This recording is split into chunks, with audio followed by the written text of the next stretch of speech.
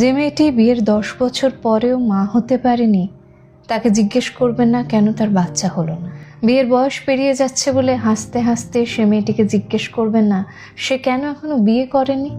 বাপের বাড়িতে যে মেয়েটি বেশ কয়েকদিন ধরে থাকছে, বাপের বাড়ি কেন এতদিন পড়ে আছে এমন অবান্তর প্রশ্ন করে তাকে বিব্রত করবেন না।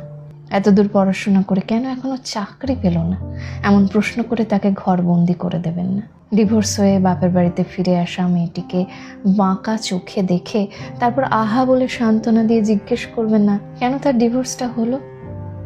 কোনো সামাজিক অনুষ্ঠানে গিয়ে পান চিবোতে চিবোতে ওই বেকার ছেলেটিকে দেখে কথা বলার আগ্রহ দেখিয়ে বলবেন না এখনো পর্যন্ত কিছু একটা পেলি না।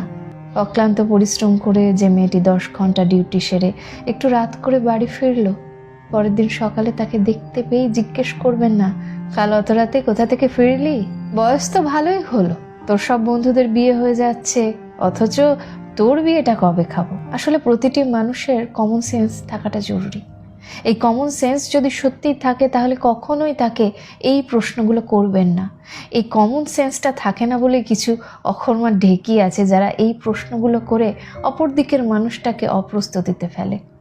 এদের মতো মানুষ এই সমাজে ভয়ঙ্কর, তাই এদেরকে দেখলেই এড়িয়ে যাওয়া ভালো। মনে রাখতে হবে এই কমন সেন্সটাই আপনাকে সুন্দর করে, আপনাকে ব্যক্তিত্ববান করে।